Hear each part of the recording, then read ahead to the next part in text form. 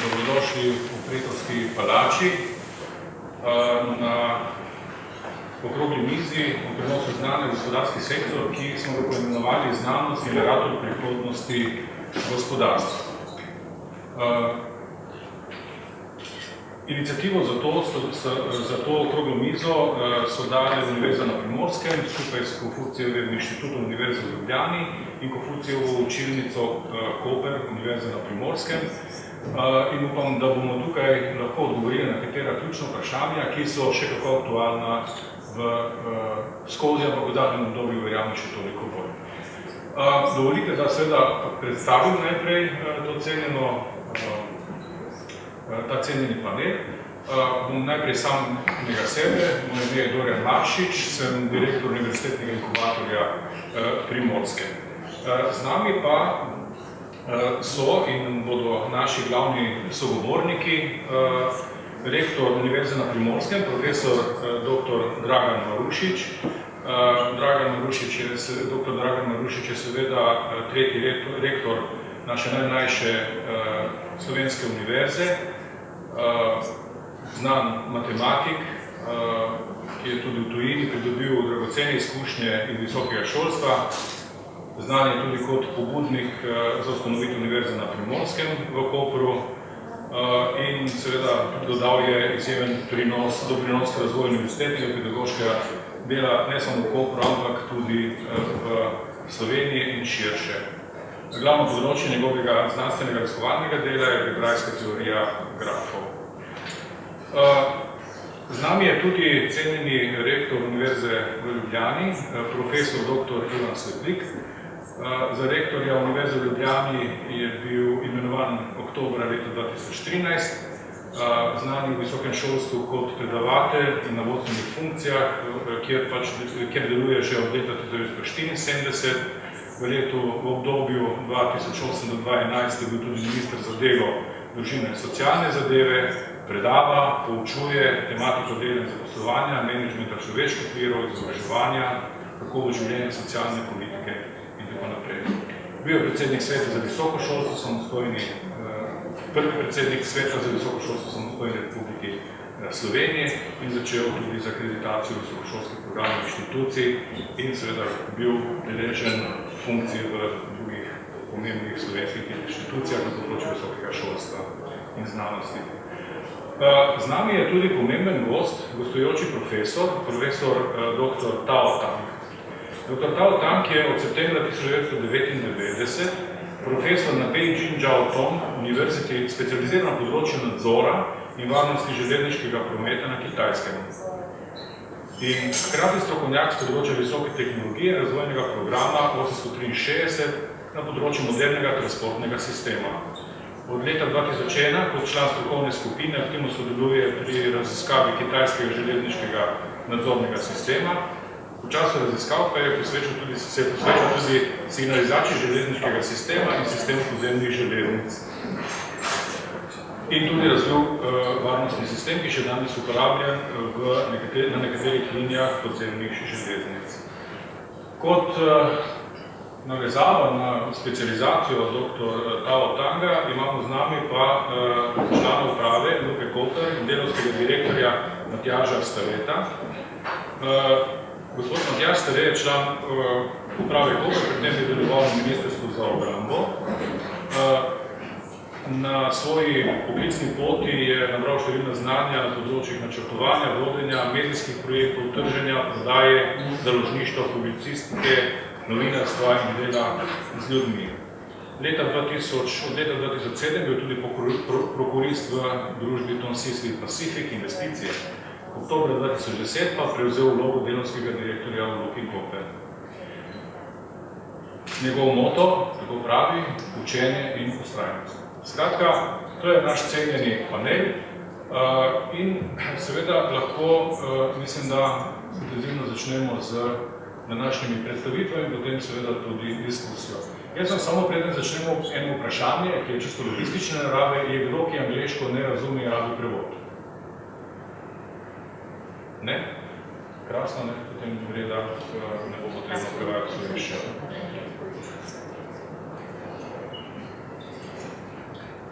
visoko šolstvo, akademsko okolje, vse posod po svetu in nič posebnega seveda ni, da tudi pri nas v Sloveniji, ustvarja pogoje, od katerih ima družba lahko veliko. Še posebej v času gospodarske krize se veliko krat in znova, in zdi se mi tudi pravilno, poudarja, kakšno je lahko to sodelovanje med družbo, lahko rečemo tudi seveda gospodarstvom in pa univerzitetnim, akademskim, znanstveno-raziskovalnim svetom. Dobre prakse po svetu kažejo, da tam, kjer so vzpostavljene platforme sodelovanja med akademskim svetom in pa gospodarstvom in pa družbo, da je ta proces, ki običajno teče dvosmerno in se ga dejansko ne da ustaviti, dejansko daje tudi zelo pomembne rezultate. Lahko bi šli pogledati na pomembne primere v Ameriko ali pa tudi tu pri nas v Evropi, recimo primer Univerze Berkeley ali pa Leuven v Belgiji, ki kažejo, da je v okoljih, kjer je vzpostavljena dobro delujoča infrastruktura in programi, da je možno doseči nekajkrat večjo učinkovitost akademskega podjetništva na eni strani, v primerjavi z okolji, kjer tovrstne podpore pač ni. Zato smo si organizatorji tega panela postavili nekako nekaj ključnih vprašanj, na katere bom seveda moje sogovornike poizval. Eno od teh pomembnih je, kako povečati absorpcije znanj strani zainteresirane javnosti, potencialnih uporabnikov znanj in kompetenc. To bom postavil vprašanje vsem panelistom, pa začel bi pri našemu rektorju, doktorju Draganu Marušiču. Doktor Dragan Marušič, kakšno je vaše videnje tega in kakšne so izkušnje Univerze na Primorskem? Najprej mi dovolite, da se zahvalim vsem gostom, ki so danes prišli, kolegu Svetliku, kot rektorju naše najpomembnejše univerze, gostu iz Kitajske, iz Univerze Čavtov, pa tudi ruskim direktorju Luke. Predvsem pa bi se rad zahvalil za inicijativo direktorici Konfucijevega inštituta, ki je pravzaprav tista, ki je dala to idejo, iz katere se je rodila današnja okrogla miza. Z univerze, s katere prihajam, nažalost imam že dolgo časa pomembno sodelovanje, ki je prišlo tudi v okvire Evrope in teh ožjih obiskov. Letno se srečujemo raziskovalci s te univerze in raziskovalne univerze. Mogoče bi povedal, da si naša univerza želi, tako kot drugi dve, povečati sodelovanje z gospodarstvom, ampak tukaj se mi postavlja vprašanje, kako je to mogoče narediti in zanimajo me tudi izkušnje, predvsem mislim, da smo tukaj, jaz sem danes tukaj zato, rad bi slišal izkušnje Kitajske, kajti mislim, da tam stvari zelo hitreje tečejo kot pri nas, na nekako bolj preprost, pragmatičen način. Večkrat se pri nas, da ne bo pomote, slovenski izobraževalni sistem, mislim, da je zelo kvaliteten. Res pa je, da nekako tega pretoka ni tako veliko, kot bi si ga želeli med univerzami in pa gospodarstvom. V reakciji na to nesrečno dejstvo se pri nas nekako poskuša na silo vzpostaviti in zapovedati, da mora univerzitetno izobraževanje biti izobraževanje za gospodarstvo. Moje mnenje je, da univerzitetno izobraževanje je zaradi znanosti, ker znanost je tista, ki poganja, ki je raison d'être, ki je razlog, zakaj univerze obstajajo. Preko delanja znanosti se prenaša kultura iz roda v rod in Kitajska kot ena najstarejših kultur ima mogoče tukaj kaj povedati. Pa bi rad to slišal, ker pri njih to nekako kar samo po sebi deluje. Tako da Moja teza bi bila, do tega povezovanja bo prišlo veliko prej in boljše bo to sodelovanje, če bomo na univerzah delali dobro znanost, tako znanost, recimo na slovenskih univerzah, tako znanost, ki bo kompetitivna v svetu in potem se bo tudi sodelovanje z gospodarstvom rodilo samo po sebi, bo vzniknilo samo po sebi iz rezultatov, ki bo ta znanost delala. Koliko bomo pa pristali samo, da bo univerze bodo izobraževali za gospodarstvo, da bodo delali samo nekaj aplikativnega, bomo na tem našem nivoju padli tako nizko, da bomo ostali nekje na periferiji razvoja. Mogoče to kot istočnico, pa tudi glede na to, da sem izval vse posredno tudi Mostra z Kitajske, bo prav res zanimljivo in istočno. Thank you. I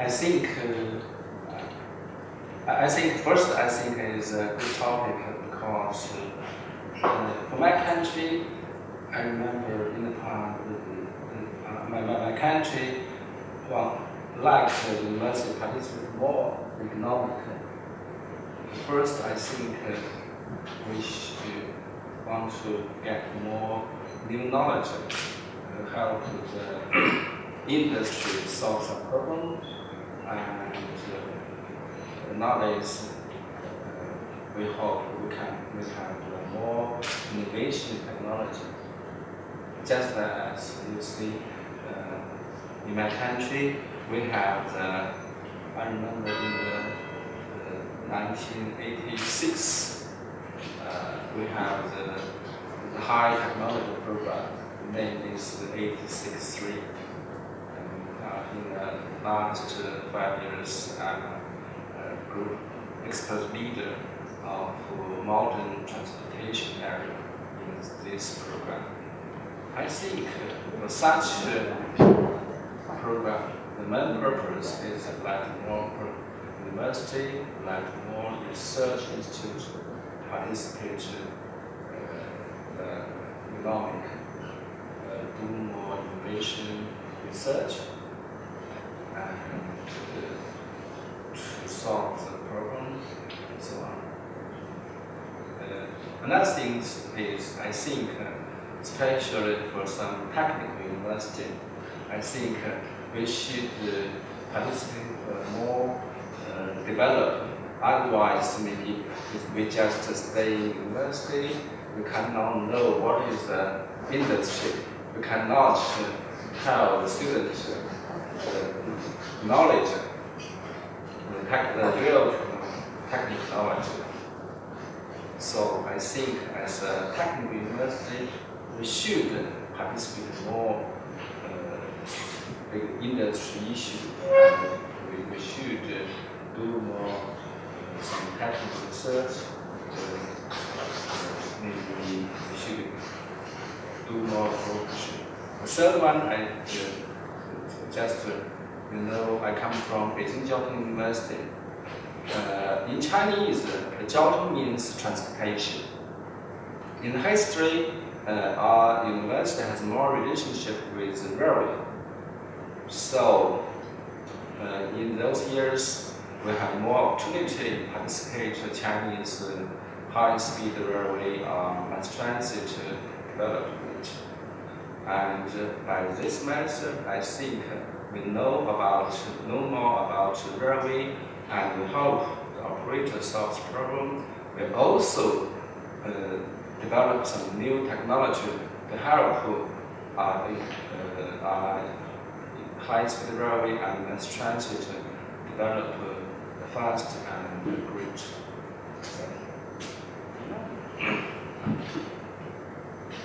Dr. Svetlik, če lahko morda vas izzovem. Glede na to, da je Univerza v Ljubljani najstarejša univerza v Sloveniji in posledično lahko rečemo, da tu glede na tem področju največ izkušenj, primerov dobrih praks. Sej na koncu koncev lahko rečemo, da to sodelovanje med gospodarstvom in med univerzo je v konstantnem teku. Ampak vendarle, morda izpostavite nekaj dobrih primerov, način delovanja, kako to Univerza v Ljubljani počne in kakšen je morda ta, bom rekel, kakšen je ta problem malih držav, pa manjših univerz in v odnosu recimo takih večjih univerz, kot se jih najde na Kitajskem v tem trenutku, ali pa recimo v razvitih, tradicionalnih že univerzah v svetu na zahodu, morda v Ameriki, pa v drugih državah v Evropi.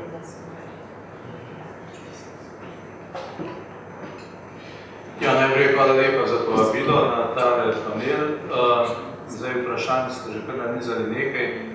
Če bi začel pri vašem neposrednem vprašanju, potem bom rekel tako, da ko sem jaz prišel v tole rektorsko ekipo pred dobrim letom pa pol, sem zaključil, da sam pri sebi in svojimi kolegi naslednje, da imamo izjemno za slovenske razmere seveda koncentracijo znanja v Sloveniji z več kot 3000 doktorjev znanosti, kar seveda za kitajske razmere najbrž ni veliko, ampak za slovenske pa. In da je po drugi strani to znanje izjemno razpršeno. In da ta potencial, s katerim razpolagamo na naši univerzi, verjetno je nekaj podobnega tudi v nacionalnem okviru, pravzaprav ne more dati tistih učinkov, kjerkoli že, pa naj bo na temeljnem raziskovanju ali pa tudi na razvojnem, aplikativnem raziskovanju, kot bi jih lahko, če bi se znali drugače organizirati, drugače povezati med seboj.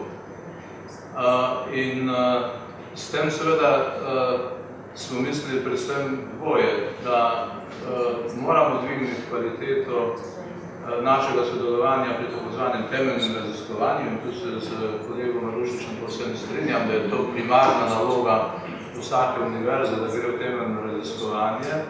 Ampak če hočemo delati dobre temeljne raziskave, moramo biti sposobni seveda tudi se vključiti v te frontne linije raziskovanja in to lahko storimo takrat, da imamo kritično maso raziskovalcev in referenc na posameznih področjih. Če to dela en sam, če dela majhna skupina parih ljudi, kot je dosti krat primer, so te možnosti dosti bolj omejene. No, seveda pa velja, in tukaj jaz ne vidim izključevanja, da je seveda tudi potencial za razvojno delo, za posredovanje znanja, s katerim razpolagajo posamezniki, centri, laboratoriji, za industrijo, za druge organizacije zelo velik. Ampak problem je zelo podoben seveda tudi tukaj, da so vsi te kapacitete ponavadi zelo razprošene. No in zato je bil eden od naših ciljev, da bi znotraj univerze te kapacitete to znanje bolje povezali, ampak ne samo znotraj univerze, ampak da bi šli tudi preko univerzitetnih meja. Zato se zdaj intenzivno povezujemo našo univerzo z samostojnimi raziskovalnimi instituti, recimo pri doktorskem študiju, pri snovanju teh projektov, ki bodo tekli v okviru strategije pametne specializacije, tudi drugje in tukaj želimo povabiti in vabimo pravzaprav vse, da na koordiniran način poskušamo doseči nekaj, kar bi ponudili državi kot celoti, da opredelimo tista razvojna področja, kjer smo dovolj močni, da lahko nekaj preboje v prihodnje skupaj napravljeni. Koliko nam bo to uspelo, bomo videli. Ta namen smo tudi ustanovili, oziroma ustanavljamo slovensko inovacijsko stičišče v četrtek ta teden, kjer smo pridobili zaenkrat okrog 25 partnerjev strani tako industrije na eni strani, kot institucij znanja in teh posredniških institucij na drugi strani. To je en tak primer. Sicer seveda pa delamo in poskušamo priti svojim znanjem bliže uporabnikom na zelo različne načine. Se pravi, gremo spod klasičnega Humboldtovega modela, kjer se reklo, univerza raziskuje in uči in to znanje preko študentov in doktorantov pride potem v delovna okolja, gradimo tudi tako zvani tretji steber univerze, kjer iščemo bolj neposredne oblike, kako se to znanje hitreje, učinkovitejše lahko posreduje iz posameznih okolij, univerzitetnih do industrije in do drugih uporabnikov. Zato imamo seveda, kot morajo univerze imeti danes svoj karierni center. Naša univerza recimo letno izvaja kakšnih 650 razvojnih projektov skupaj z organizacijami oziroma naročniki, ki te projekte iščejo. Svetovalna dejavnost je močna, imamo svoj inkubator, imamo seveda tudi programe, ki vključujejo precej prakse in izmenjav, tako da prihajajo učitelji tudi iz gospodarstva. Takoj, ko bo mogoče zakonsko, bomo poskušali več graditi na spin-offih. Spin-outov nekaj že je. In to so te oblike, ki so poznane več kot energije, ampak tisto, kar želimo, je, da bi res povezali te oblike v en bolj koherenten sistem prenosa znanja, kot temu reči. Mogoče to bi Gospod Starek, Luka Koper je vsaj za naše področje, širše področje, lahko rečem, pa tudi za Slovenijo podjetje strateškega pomena. Vem, da se tudi sam veliko ukvarjate z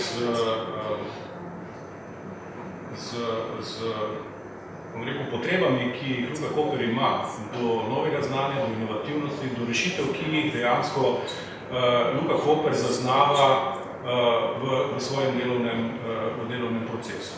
Kako vi čutite to, tako sem postavil na začetku vprašanje, absorpcijo znanj strani univerze, strani okolja, ki ga univerza dejansko ponuja.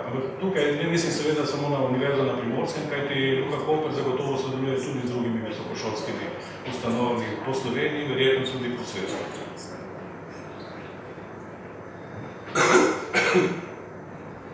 Jaz bi vse skupaj lepo pozdravil, predvsem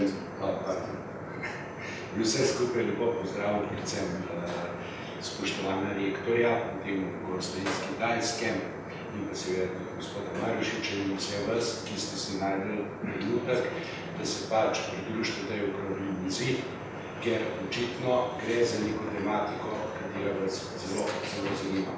In verjetno je ta tematika povezana s tem, kako učinkovite so naše univerze napram drugim univerzam, oziroma ali imamo, glede na to, da smo majhni, kakšno možnost, da se iz te majhnosti ven izvijamo kot velikani. In to zadevo v tem razmišljanju je spodbudil predvsem rektor Svetlik. In jaz bi rekel samo nekaj, glede na to, da imamo danes goste iz Kitajske. Jaz sem po Aziji svojih 10 let nazaj veliko hodil. Veliko sem hodil po različnih državah Azije, med drugim sem bil tudi na Kitajskem, bil sem v Hongkongu, bil sem v Singapurju. Kaj sem jaz tam videl? Videl sem, da gre za Kitajce, zdaj katero ljudstvo točno, tega ne vem, ker toliko dobro ne poznam, ampak bili so Kitajci, da gre za zelo propulziven narod. Poglejte Singapur. Singapur niso postavili mreži. Ravno tako Hongkonga niso postavili mreži in vzdigali na to stopno, na to razvojno stopno nekateri. Postavili so ga Kitajci in tudi Singapur so postavili Kitajci. Več kot 80% prebivalcev Singapurja so Kitajci, ne Malezijci. In Singapur je nekje podobno krenil na pot razvoja kot recimo Luka Koper, tistega pravega intenzivnega razvoja. To je bilo okrog leta 57. Pa si pogledajte, kaj je Singapur danes, neka svetovna, finančna velesila in pa seveda tudi gospodarska velesila. Ima lastno univerzo, ima močne fakultete, razvojne inštitute, vse živo. Torej, obstoji tudi za Slovenijo neka priložnost. Ampak v tem kontekstu si treba ničesar zavedati. Zavedati se moramo tega, da nas je zelo malo. In če nas je zelo malo, potem moramo naše selektivne kriterije, katere moramo nekako prilagoditi našim sposobnostim. Ampak to ne pomeni, da lahko selektivne kriterije izpustimo. Ne. Mi moramo več ljudi speljati skozi različne oblike izobraževanja, zaradi tega, ker tako se nacionalni in pa ustvarjalni duh krepi. To pa pomeni, da morajo naše šole postati še bolj zahtevne. Ne zgolj na ravni univerze, ampak postati morajo bistveno bolj zahtevne na osnovni ravni, potem na srednji ravni, zaradi tega, da bomo lahko na univerzni ravni želi. In če bomo to dosegli, bomo po vsej verjetnosti dosegli tudi to, kar danes pravimo, da bi univerze nekako bolj približne mogli biti potreben gospodarstva. Čeprav se jaz, dr. Marušič, tukaj popolnoma strinjam. Univerza je tista, kar je. To je temeljno in pa napredno raziskovanje. To je univerza. Vkolikor bo univerza proizvajala kadre, ki jih potrebuje gospodarstvo, bomo osiromašili gospodarstvo in bomo osiromašili univerzo. Zaradi tega, ker ne bomo ustvarjali nivoja in kvantuma tistega znanja, ki ga za gospodarski priboj potrebujemo. Mi danes nismo več lokalno zaprti, nismo več lokalno tega odvisni, mi smo na mednarodnem trgu, tudi naše univerze so na mednarodnem trgu. In samo, če se bomo uspeli v ta mednarodni trg enakopravno vključiti, z visokim znanjem in konkurirati, samo na ta način bomo postali uspešni. In se ne bomo sprašvali, ali imamo 20-25% mladih več kot 4 leta sploh ne zaposleni. Hvala. Hvala lepa. Morda bi naslovil naslednje vprašanje dr. Tao Tangu. Omenjali ste vaše izkušnje na Kitajskem in še posebej vaša biografija kaže na to, da ste iz univerze vstopili pravzaprav v pomoč gospodarstvu iskanju tehničnih in logističnih rešitev na področju prometa, logistike in tako naprej. Tu dosegli seveda zelo pomembne rezultate. Dr. Svetlik je govoril o sistemih podpornega okolja, ki ga univerza nudi in seveda tudi o težavah, s katerimi se soočajo. Namreč veliko kapacitet pa fragmentirane med sabo, ki jih je potrebno spraviti v neko koordinacijo in boljše sodelovanje. Kako to poteka na Kitajskem? Kakšna interakcija med udeleženimi in katere platforme dejansko uporabljajo kitajske univerze v tem procesu? Maybe I would like to ask, since Dr. Svetlik explained that the problem here is the platforms here in Slovenia on the cooperation and introducing the entrepreneurship environment that is coming and that is offering from the university level towards the economy, towards the industry, that there are many platforms, but of course the problem is that sometimes when you have a lot of offer and a lot of establishments, organizations and so on, you have to coordinate themselves to be more specific. But my question would be, how actually this interaction between the university and the final users and vice versa, from the needs that the industry has, the economy has, from the academia, is going on or it's performing in China, in your universities?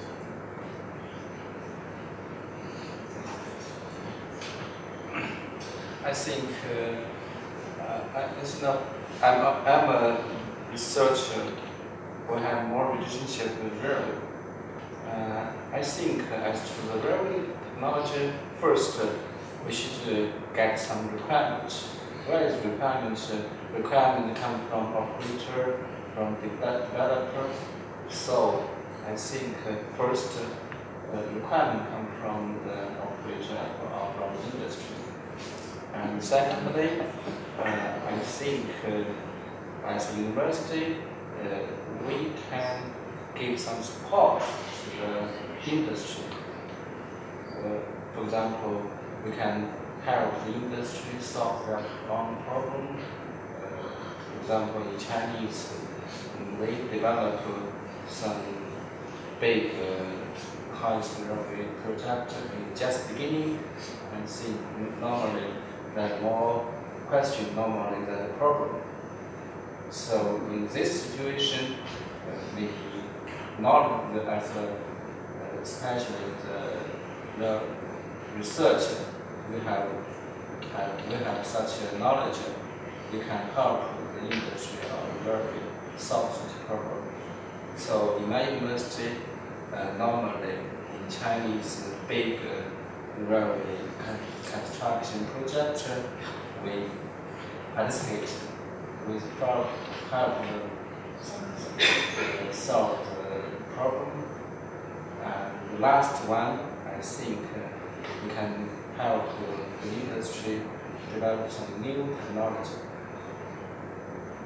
Especially recently, as you know, in the past, maybe in China, we improved more high technology of new equipment from foreign country. Now gradually, we help the country develop some new technology, and then such new equipment is gradually used in industry. So I think both outside can get more benefit. Thank you. Ja, mogoče, ko ste že poprej postavili vprašanje, ne, o takšnih primerjavah. To, kar sem jaz opazil, recimo, ko gledamo naš visokošolski sistem v celoti, pa to, kar se da videti na Kitajskem, je, da imamo pri nas 3 javne univerze, vse bi bile rade comprehensive, se pravi splošne in vse bi širile programe na vsa področja, mogoče delam krivico polno. Mislim, da ta težnja je zelo jasno prisotna, medtem ko na Kitajskem posrečamo zelo veliko, zelo specializiranih univerz, ki imajo jasen profil, jasen fokus na določeno področje. To je seveda tudi posledica okolja, ker je v ogromni deželi, kot je Kitajska, je seveda ta specializacija bolj naravna. Pri nas je seveda pa verjetno tudi bolj naravno, da želimo pokriti vse tisto, kar trg delovne sile potrebuje, se pravi pokriti vso delitev dela skozi naše izobraževalne programe. Vendar je vprašanje, ali je ta strategija recimo za nas dolgoročno primerna ali ne, ali bomo lahko na vseh specifičnih področjih v prihodnje ohranjali oziroma sledili najbolj propulzivnim, raziskovalnim, razvojnim trendom, tako kot bi si vsakdo želel. Mislim, da je sploh kapaciteta človeškega kapitala, če hočete znanja, zelo omejena v tem primeru in za te ambicije, da bi ostali prisotni in bili odlični na vseh področjih, te ambicije najbolj so nerealne in preambiciozne, kar bo seveda terjalo v prihodnje neko predeljevanje prioritetnih področij, neko specializacijo. Konec koncev nas tudi Evropa skozi to strategijo pametne specializacije zdaj kot državo in posledično verjetno tudi univerze sili v to, da bomo rekli, tu bomo najboljši, tu bomo vodilni, tu bomo elitni v evropskem ali svetovnem prostoru, tu so naše niše, lahko rečemo, medtem ko na drugih področjih pa morda ne. In morda bo celo treba kdaj reči, da bo treba pokažno znanje, ko gre za študij študente, iti čez mejo, ker ga pri nas tako dobrega ne rabimo ni in da ne moremo zagotavljati. Verjetno, z moje perspektive gledano je največ to smer, ki jo bo treba temeljito premisliti, sicer pa zelo verjetno se bo kaj takega v prihodnje dogajalo. To je seveda odgovor potem malega sistema, ki pa seveda je že integriran in bo verjetno še bolj integriran v evropski prostor, kot je danes. Ker Evropa se potem lahko do neke mere primerja s prostorom, kot je Kitajski, Slovenija, seveda pa komaj se še četrtijo Peking. po kapacitetah, ki jih imate. Dr. Marušič, ko govorimo o učinkoviti interakciji udeleženih, tudi Univerza na Primorskem ima pravzaprav vse tisto, kar imajo veliki. Ima center za prenos znanja, ima mrežo odličnosti, ima univerzitetni inkubator, karierni center, svet zaupnikov, konzorcij za razvoj visokošolskega izobraževanja in tako naprej. Je možno dodati še kaj k temu, da bi dosegli to, kar pravzaprav sam naslov te konference pravi, znanost generator prihodnosti gospodarstva. Ne glede na to vaše stališče, ki ga delijo tudi drugi, seveda, da ima univerza v generalnem smislu drugačno poslanstvo. Eno od trditev oziroma izhodišč je povedal kolega Svetlik.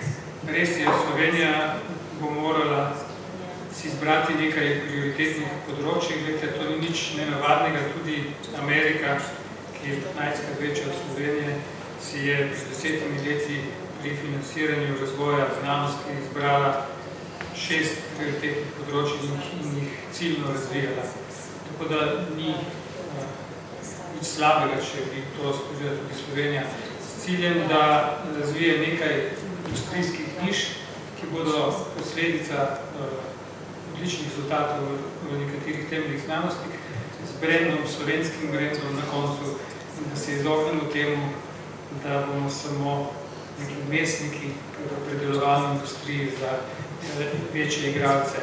Slovenija je po mojem videnju izgubila ogromno svoje industrije, ogromno svojega znanja, ki ga je imela pred svojo osamosvojitvijo.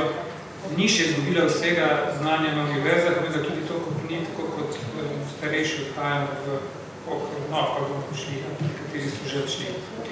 Zdaj, kaj je potrebno, kaj lahko še naredi ena manjša univerza, kot je Univerza na Primorskem, ima vse to, kar je bilo povedano, ampak bi mogoče nekaj aktualnega, pa bi na tem aktualnem primeru podal razmislek. Problem je lahko tudi v tem, da pravzaprav ni sogovornika, ki bi izsledke znanosti, tudi najbolj preproste, znal doumeti in ustrezne odločitve sprejeti. Tik pred odprtjem je tunel, ki se je gradil skoraj 10 let, tunel med Koprom in Izolo. Spomnil sem se anekdote, ko je kitajska delegacija bila pred leti na obisku, pa so se peljali njima in rekli, vse drugo leto bomo pa zlahka, če ko bomo zopet tu na obisku zlahka, bomo brez težav prišli v Izolo, pa je bilo povedno, ja, to bilo mogoče pri vas, ne pa pri nas. Polemika je zdaj, oziroma trdnostno vztrajanje politike oziroma tistih odločevalcev, upravljalcev te države, da mora biti vinjeta za ta tunel. Pa bi povedal, da je izsledek znanosti, ni to nuklearna fizika, ni to za Nobelovo nagrado, ampak je čisto preprosta ugotovitev znanosti, ki je podkrepljena tudi eksperimentalno. V nekaterih državah, in to morda, čeprav se potiče cestnega mreža, bo zanimivo tudi za sogovornika z Kitajske, ker se tiče nasploh komunikacijskega omrežja, prometnega omrežja še gledano. V nekaterih državah po svetu, Kanada, Amerika, Južna Koreja, mislim, da tudi Kitajska, kot je meni znano, so ugotovili naslednjo paradoksalno zadevo. Ko so zaprli en segment ceste, so ugotovili, da je nekako čudno in paradoksalno se je promet sprostil. Bilo je manj gneče kot prej, ko je tisti odsek bil v delovanju. To se da utemeljiti in pokazati z vejo znanosti, ki se reče teorija iger in sodi nekje na rob med uporabno matematiko in družboslovjem, sociologijo, psihologijo in tako dalje. Torej, razlog je zelo preprost, ko je dana neka dodatna možnost, potem se po nekem odločevanju deležencev gre več tja, pa tistega ni se pa porazdelijo po preostalih žilah. V tem smislu je stališča teorije iger popolnoma nesmiselno dajati vinjete za tunel, ker s tem ne bomo ničesar pridobili.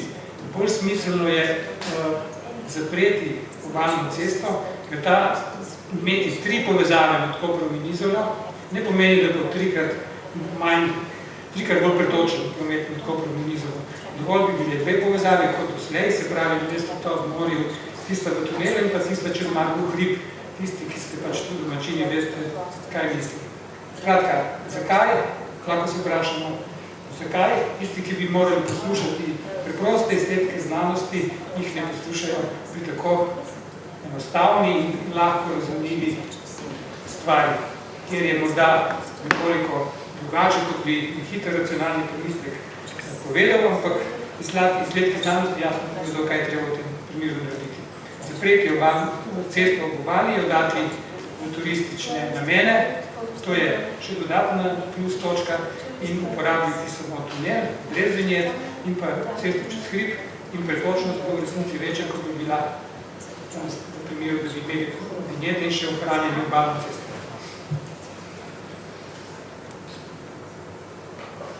Now I have something to jump in this question, in this matter.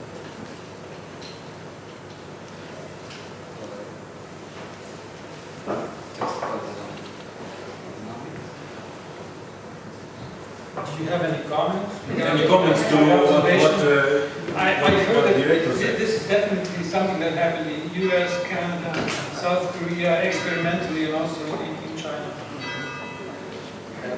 If you close a section of due to repair, close a section of the road,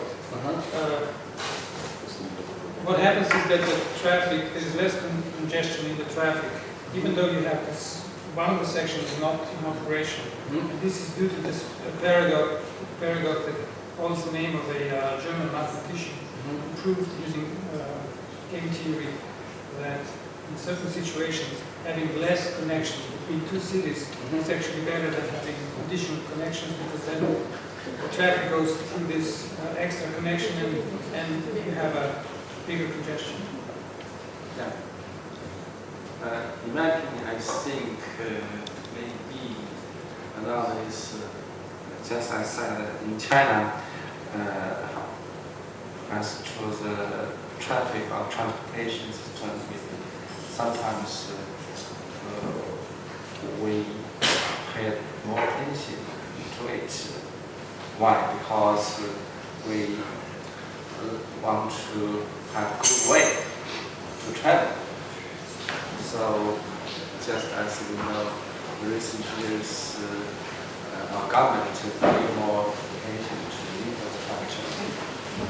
Another thing is, many cities know if they have a highway or even the high-speed road, maybe they are like city development faster. I remember in those days, in the south part of China, I see some cases near the city. Many persons to send some government, send some letter to government. They want to the railways through their city to set up a railway station in that city. Why? Because they realize, oh, if we have a highway, we have a railway station, maybe the economic can develop faster, and they have got more opportunity to travel. They have got more person to there as a tourist. Yeah.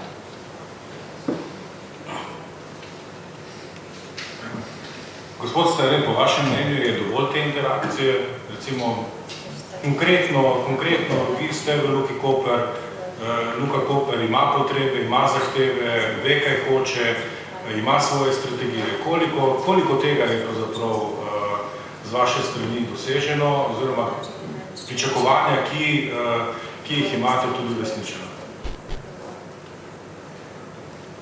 Jaz bi rekel, da te interakcije verjetno premalo. Jaz bi rekel, da te interakcije verjetno premalo. Ne bi pa zdaj tukaj iskal krivca, zaradi tega, ker smo te okoliščine, v katerih smo pač vsi proizvajali skupno. verjeten nam je mnogo let šlo zelo dobro. In sicer bi rad povedal tako, pogledajte, konkretno s kakšnim problemom se jaz srečujem. Osebno menim, da vsak, ki je končal neko univerzitetno izobrazbo oziroma po teh novih programih, magistri in tako naprej, ki pridejo, pa ki sprašujejo za razne službe, pa bi radi delali tudi v takem sistemu, mogoče kot je Luka Koper, ki potrebuje sposobne, organizirane in pa seveda ustvarjanje ljudi. In me vprašajo, kaj je kakšna služba, je kakšna možnost zaposlitve.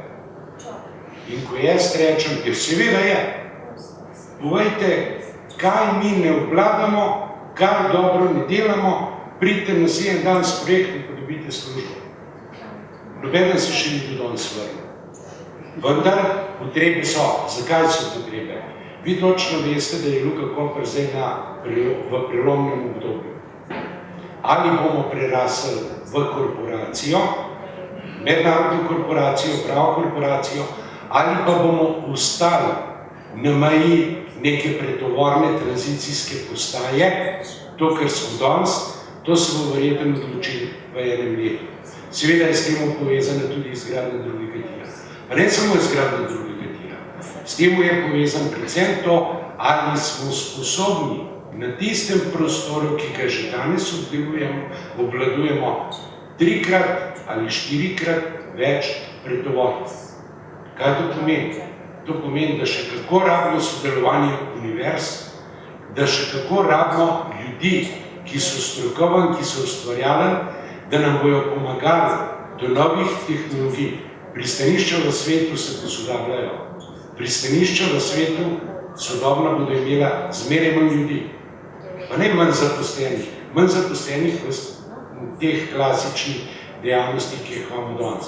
Ampak bistveno več ljudi bo pa potrebno v podpornih dejavnostih, da bo tehnološko pristanišče sploh lahko funkcioniralo. In danes je vprašanje, koliko bomo zaslužili od tega, ali bomo najdeli določene izvirne tehnološke logistične rešitve, ali pa bomo samo posnemali pa caplali za drugi. Poznati situacijo v Severnem Jadranu, najboljše možnosti imamo, da postanemo najboljši. Ampak je pa treba pristopati organizirano k temu, da prvo definirati, katere znanja potrebujemo in potem dobiti prave fakultete, ki ta znanja imajo, doreči programe in pelati nek načrten razvoj. Tukaj smo pa nekje še na začetni stopnji. Zaradi tega možnosti so vse, če bomo pa znali izkoristiti in pa odvisno crkvati. Tudi od pobud univerzi, ki jih nam daje. Moram pa reči, da v zadnjih parih letih precej dobro sodelujemo samo univerzo na Primorskem, ampak mislim, da je to sodelovanje še vedno na začetni ravni in da bi glede na strokovnost, glede na znanje, ki ga je že ta univerza oslonila in ki ga že ima, lahko naše pristanišče mnogo več profitirali. Njihovi strokovnjaki, danes, ki bi lahko prometno svetovali v Luki, pa samim procesom. Danes ti strokovnjaki odhajajo na Kitajsko. Danes bodo tianjinski Luki svetovali, kako ne organizira procese, da bodo optimalno tekli. Poglejte, kaj imamo tukaj pred vratom. Hvala.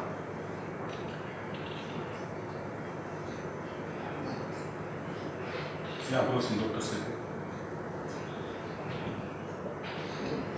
Ja, mogoče bi se zdaj v tej razpravi vrnil na vaše izhodiščno vprašanje, ker je, mislim, zelo lepo gospod Stare na to napeljal, ker ste vprašal, kje je in kakšna je absorpcijska sposobnost naših organizacij, zato da bi tudi znanje, s katerim razpravljamo, sprejeli. Zdaj, če bi malo karikirano prikazal, bi rekel, da če bi se večina menedžmenta v podjetjih, ki jih imamo, ali pa še bolje, ki smo jih imeli, tako spraševala in tako gledala, kot je razložil gospod Stare, potem seveda bi stvari tekle drugače, tudi so tekle. Ampak zelo veliko naših menedžerjev se ukvarjalo z vprašanji privatizacije, ne pa z vprašanji razvoja.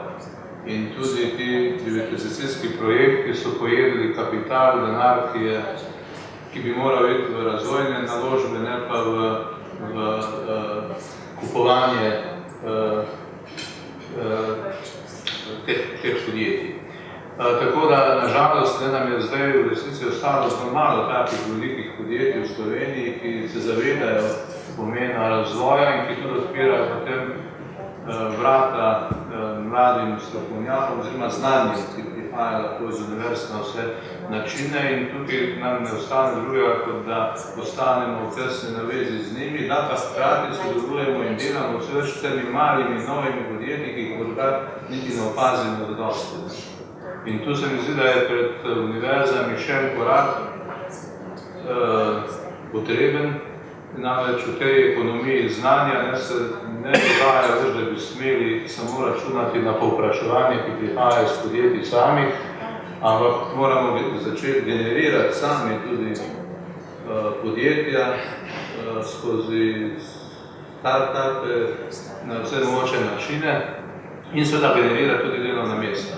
To je seveda nekaj, kar pritiče današnjim univerzam, čeprav jih oddaljuje recimo od tistega klasičnega Humboldtovega koncepta. Ne na račun temeljnega raziskovanja, še enkrat poudarjam, ampak mislim, da se ti dve funkciji ne izključujeta. In da mora biti ta ciklus znanja, ki se začne s temeljnim raziskovanjem, pa vse do razvojnega in uporabnega dela, tudi sklenjen. Ne da bi zdaj rekli, mi smo naredili to, kar smo lahko s tem, da smo šli v temeljno raziskovanje, pa smo izobrazili naše diplomante, zdaj pa od njih odvisno, kaj se dogaja. Mogoče je naša družbena odgovornost tako večja. In mislim, da se vsaj pri nas lahko rečem vse več ljudi tega zavedi. Prav, hvala, ker ste se dotaknili zato tistega našega tretjega zastavljenega vprašanja, kako uspešno komercializirati znanje univerz. Recimo, en od primerov, ki sem ga prej omenil, je prav Berkeley, če podatek zagotovo drži, 65 startup podjetij med leto 2007 in 2011 je zbralo 1,8 milijarde ameriških dolarjev zasebnega investicijskega kapitala, kar je povprečno približno 13,8 milijona na podjetje. Mi imamo sicer dobre prakse tudi v Sloveniji, ampak bom rekel, problem, ki ste ga omenili prej, dr. Svetlik, tudi spin-off podjetij pravzaprav tudi nimamo iz znanih zakonskih razlogov, zakonodajnih razlogov. Kaj je tu? Pomanjkanje uspešne identifikacije podjetniških priložnosti, vsebinske podpore, pomanjkanje vsebinske podpore v fazi razvoja idej ali pa morda premalo interesa v sami želji po komercializaciji tega znanja, ki se ustvari na univerzah potem na trgu. Morda to, dr. Marušič? Rahlo težavo odgovarjam na to vprašanje, ker je to okolje nekako vlada po obstoju te univerze in ima teh izkušenj manj, ampak zdi se mi, da če odgovorim nekako skozi moje ljudi, ki so videli in doživeli na svoji koži, kako to deluje prav okolje, ki ste ga omenili, se pravi, omenili ste v resnici zrcalno sliko Silicon Valley na drugi strani Bay Area, univerzo v Berkeleyju. Osnovni model dobrega delovanja tistega okolja, okoli San Francisca, izhaja prav iz tega, da je to po vseh karakteristikah zelo liberalno okolje. Tako po sprejemanju različnih nacionalnosti, različnih verskih prepričanj, različnih posebnih, tudi bizarnih odnosov in življenjskih stilov. V takšnem okolju je potem tale razdalja med univerzami, akademskim svetom in industrijo, če lahko to pogojno rečemo, če sta to dva začetek in konec nekega procesa, in potem imate polno umestnih postaj, na katerih se nahajajo različni posamezniki in skupine, ki so v različnih odnosih tako do akademskega izobraževanja kot do industrijskega delovanja. Tam mnogo teh idej zapravo postavljajo tisti, ki so nekje vmes, ki so tako tudi dropouti, tisti, ki so odpadli iz akademskega sistema ven in so direktno v ta propulzivni industrijski svet nekako se vključili. Zdaj, Slovenija ima tukaj ta primanjkljaj, da je bistveno premalo nekako dopušča različnosti, mi še naše notranje različnosti ne moramo spraviti v neko funkcionalno okolje, kaj še, da bi dopustili še neke razne druge osebnosti, mogoče drugih nacionalnosti ali pa drugih razmišljanj. Potem je pa še ta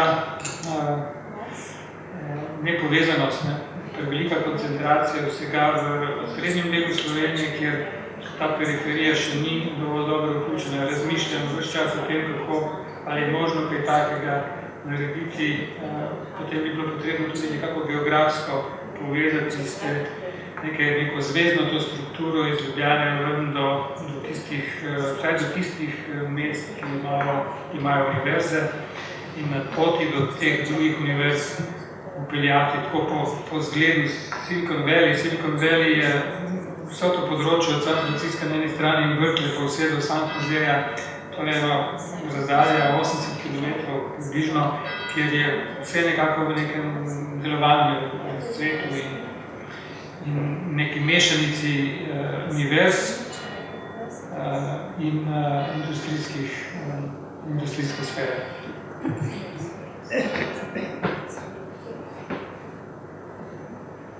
I will challenge you, Dr. Tang. What's your experience about the commercialization of the knowledge developed in universities?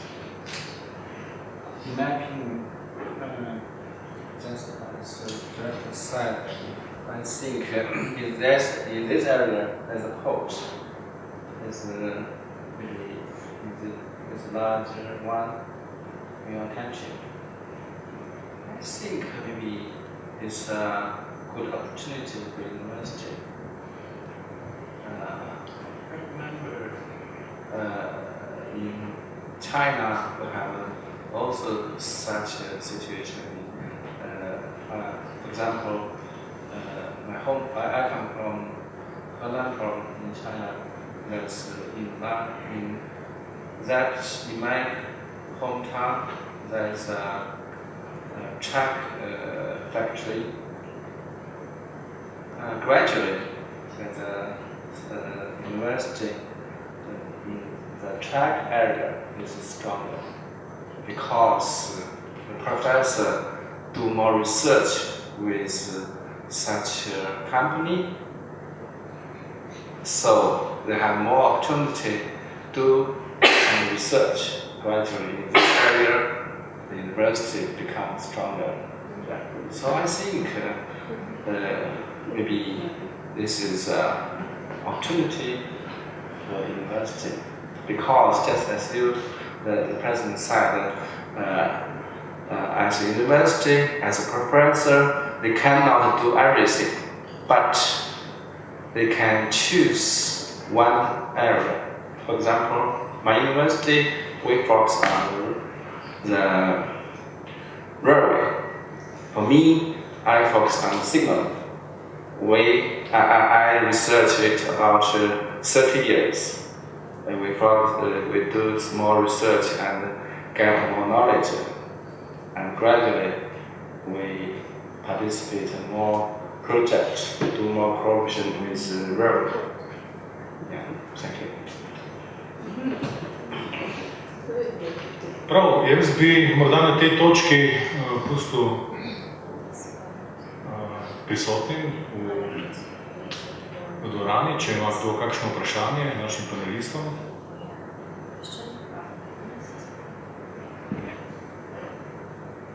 Morda paneliste, če jim še kakšna misel na zadnje vprašanje, ki smo jih postavili.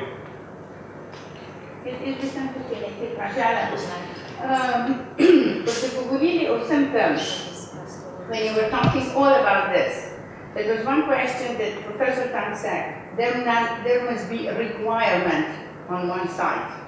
There is no requirement on our side. In our industry, there is little requirement. And if this is requirements, nobody listens. And he mentioned one thing, 863, I still remember that date. The China government decided, we will go to the high technology, and they are going to that. In our case, we are saying, oh, university will tell what we should do. No, we have there the port, Luka Port. I know here is Professor Aleš Groznik. They were asked to do research for them. They had a panel. They tell the government what they found. Nobody listened. So who is the main to blame? The government, researcher, or our university? There is no requirement, and there is no requirement what you should research. You can do whatever you want. Nobody will listen to you. I'm sorry, Professor, but that is reality. And this, we have a big port. Luka Cooper, you could become one of the biggest experts in the port industry, but we don't have this kind of expert. Today I visited Pustoina. First time I even didn't know that in Pustoina we have this kind of, what center of signalization, yeah. First time I saw how it looked, I never saw before. And then I asked the people who are working there, where did you get this kind of knowledge? Nowhere. Our company, a railway company, has trained them to become what they're doing right now. There is no specialization on signalization. So this is what I'm discovering with just a simple, he said once very simple, ali so zahteve strani industrije, ali industrija zna postaviti vprašanje. Ker imamo druge prioritete. To je pa razsniljenje, privatizacija, to je trenutna prioriteta v naši družbi. In vse ostalo je porinjeno v stran.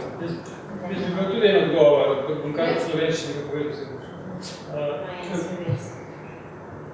Popolnoma soglašam, mi je takoj presunilo, kako imaš prav. Znanstveniki so kot otroci, imajo veliko domišljije in če imajo čas, potem se ukvarjajo s problemi, ki se sami kreirajo. To so lahko pomembni problemi ali pa nepomembni problemi. Nekateri postanejo izsledki kasneje tudi uporabni.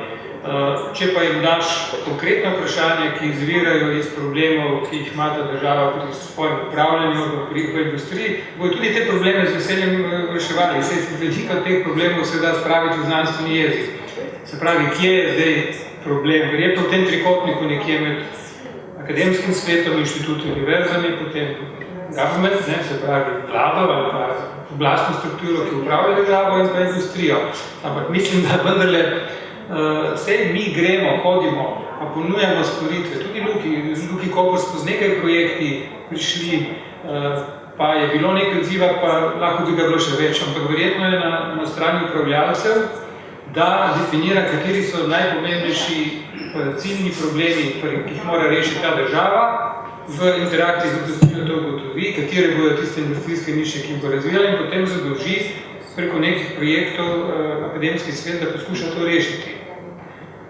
Je pa druge po obratni smeri, tako imenovani ciljni raziskovalni projekti, akademski svet si zmisli neke točke, ki bi bile, torej projekti, ki bi bile dobre, potem jih izlovira pri vladi oziroma pri teh telesih in potem ti to res pišejo. Industrija pa je izvzeta iz tega. Da, nadamo heretično oceno glede na izziv, ki smo ga slišali zdaj iz publike. Mi imamo neko sistemsko napako, in to je, da mislimo, da je predmet demokratičnega odločanja lahko karkoli. In potem se ukvarjamo z demokratičnim odločanjem o tem, ali je neka stvar črna ali je bela, pa vsi vemo in vidimo, kakšno je. Ampak takoj se v to debato spusti vesoljna publika, mediji in vse podobno, kjer so dostikrat stvari strokovno popolnoma jasne in bi bilo treba seveda strani odločevalcev na državni ravni, na nižjih ravneh samo potegniti potem konkretne poteze v smeri realizacije. Ne, naredimo vse, da se potem to izpostavi kot velik družben problem, o katerem se na široko razpravlja in po možnosti te iniciative blokira. In to je problem, bi rekel, neučinkovitosti celotnega sistema. Kako ima demokracija, bi rekel, pozitivno konotacijo in seveda želimo da jo bojimo, seveda je treba in tudi omejiti na tisto področje, ki je smiselno. Ne pa tratiti časa in energijo, kar počnemo, na vprašanjih, ki so notorno strokovna in kjer ima stroka tudi dosti kar že jasne rešitve, pa ni tega stroki niti ne priznamo. In to se morda dogaja celo na ravni podjetij, včasih ne takih večjih korporacij, zlasti tam, kjer je politika vpletena, pa se ne bi smelo, da ne govorimo o državnem radu. In to je naša morda kulturna kakšna bolezen, ki bi jo morali prezirati. Lež, kaj pa ti praviš, ti si delal na tako raziskavo z eno podjetje in potem odmev naše države. Lahko poveš, Mogoče malce širše. Večkrat je bil danes omenjena univerza v Berkeley, tudi druge evropske univerze. Jaz moram reči, da zelo tesno sodelujem z omenjeno univerzo in morda za začetek ena temeljna razlika med ameriškim videnjem stika univerze in gospodarstva in evropskim videnjem stika in gospodarstva. Evropskim videnjem stika univerze in gospodarstva. V Ameriki in njihovih univerzah zelo cenijo aplikativne raziskave. Aplikativne raziskave poganjajo naročniki. Naročniki so podjetja, po čudežu, po sreči je Američanom uspelo postaviti vsaj 2 centra, ki sta zelo znana, eden je pač na vzhodni, drugi na zahodni obali, kjer se podjetja gnetejo kot naročniki delati skupaj z univerzami. Torej manj poudarka na temeljnih raziskavah in ko Američanom začnete razlagati kot Evropejec o temeljnih raziskavah, začnejo vas zadoščati. To je prvo dejstvo. Kar se tiče Evrope, Evropi nam je bliže temeljno raziskovanje, ki pa je načelno bolj oddaljen od podjetij. Kar se Slovenije tiče, je naša specifika ta, da je gospodarstvo zelo majhno, da je fokus ta trenutek privatizacija, to je res, in da je za univerzo, po mojem mnenju, prva težava ta, da ni množice naročnikov, kar se tiče aplikativnih raziskav. Kar se tiče temeljnih raziskav, se pa strinjam s profesorom Marušičem. Mi, ki delamo v univerzi, imamo lahko zelo različne ideje, kaj naj bi bila temeljna raziskava. In potem se to na nek način lahko ali pa tudi ne financira. Kar se tiče raziskav, v katere sem bil tudi vpleten, se mi zdi ena lastnost zelo zanimiva in to je, da zelo radi govorimo na vseh ravneh, manj pa poslušamo. Tudi ta projekt, ki se ga omenila Dnela, je klasičen primer. Vsi so imeli veliko povedati, predvsem slabega. Na koncu nihče ni prisluhnil tem rezultatom in nič se ni zgodilo. To je tisto žalostno. Meni je bilo zanimivo to, da je bil največji problem, ki je bil izpostavljen to, da je ta študija plačana, zato strani kar je povsem irelevantno. Za nas je pomembno, da se pač soočimo z rezultati in njim prisluhnemo. In se potem nekaj zgodi. Tisto, kar mene boli, je, da se nič ne zgodi. To je samo primer mnogo takih primerov. Toliko za enkrat svoje strani.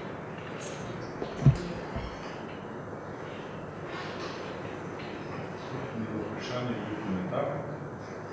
Če kakšno vprašanje ali pa komentar, kakšna replika z tega konca?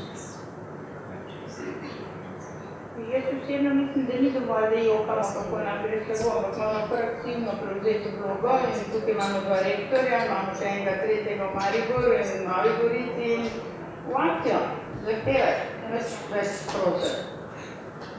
Si vzeti svoj prostor. Ne vem, kaj misli industrija, ampak jokat nič ne pomaga več. Lahko je spredne, smo v podrejenem položaju.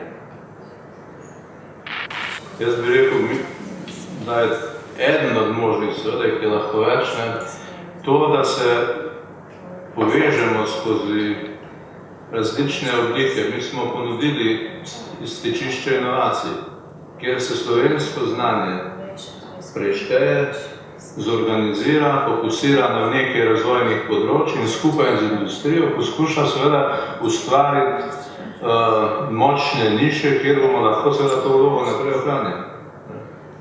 To je mogoče najboljši odgovor privatizacije, to kot zdaj teče. In kot rečeno, mi to ustanavljamo, vsi so vabili zdravi. Če hočete pozitiven ali optimističen odgovor. Profesor, smo pripeljali sem s gospodom Marušičem, smo pač razmišljali, koga in on je presvetoval to univerzo. Ravno zato, ker sem videla, kako je pa tam res. Ta vlada je nekaj sprejme njihova in potem ta univerza nalogo, da je treba to izvesti skupaj, potem še nekaj izhod. Ne, da samo pomagajo, še dajo eno novo raziskavo, še eno novo pridobitev tudi za državo. To si vidi, to je vidi, se ta dinamika je tako močna, da se prevzame. In to, vse si povedal, da gremo, zakaj smo šli do njih. Danes pa ugotovim, da to nimamo ljudi, ki bi nam tako eno varnostni sistem urejali, ker ni izobraziti, ker nimamo neko šolga za to. Tako da je bilo še zaradi tega se mi meni koristno. Well, my dear, we talk about how to, we should do more cooperation between the university and the corporation. Maybe I can give you an example. I remember my university, just we focus on railway. During the last 10 years, we have do a good cooperation with Beijing Metro. For such research, we make a good innovation mode. We call it government, industry, university, user. There's 4-part partner do more cooperation. First, maybe China is special. When we do something, we should get more support from government. Maybe government give us some research funding. Another thing is, as industry, maybe they need some technology, and but they have no more opportunity to research. So university has ability to research. The university has some knowledge. Last one, user. But in the railway or transportation, I think operator is a user. Normally, they know where, what they want to know. They want to use. Yeah. So I think for such a situation, since we have a good relationship both with the 4 parts, so in those 10 years, we do more cooperation. We solve the Beijing Metro, solve many operating problems. We also developed a new generation capital system. This is modern and new. Gradually, we have more relationship with operator, with industry. So I think when we talk about the research innovation model is good. If we have such a kind of cooperation model, maybe we can do more. Another topic we talk about basic research. In my opinion, I think we have two, as a university, we have two kinds of research. One is paper research. Maybe we just publish some paper. Another thing is we can do some basic research, but basically we should get some requirements. We should have the purpose. We want to solve the real problem. In that situation, as professor, maybe they want to do more cooperation with industry. We want to find some problem and help them solve the problem, and then they can do some real basic research. It's my idea. Sorry. But the president, she just told me that as a scientist, and they proved that this tunnel shouldn't be lived differently as the government wants, right? You said no, that you can solve the problem and solve the flow of the traffic, but nobody listened to them. So that is the.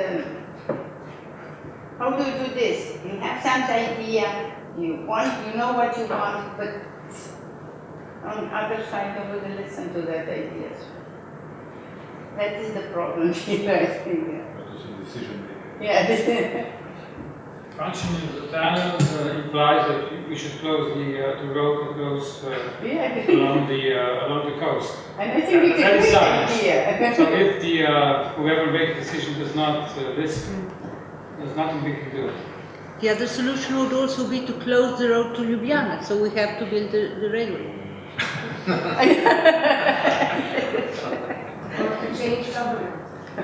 Okay, prihajamo na teren državljanske nepokorščine, kar mislim, da ne bi bil dober zaključek današnjega srečanja. Jaz imam namen, čeprav nisem bil zadolžen za to, da bi naredil kakršenkoli zaključke, jih tudi ne bom. Mislim, da smo slišali nekaj odgovorov na neka temeljna vprašanja, ki se tukaj postavljajo. Zagotovo bi bilo dobro, če bi to razpravo poslušali tudi decision makeri, ne pomeni tisti, ki dejansko vodijo politike, strateške odločitve na ravni države in seveda poslušali tudi tisto, kar ima akademija za povedati.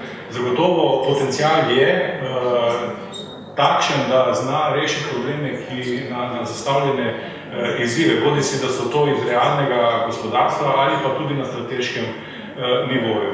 Jaz se zahvaljujem vsem našim gostom, našim panelistom za njihov prispevek, zahvaljujem se tudi vam za vašo prisotnost.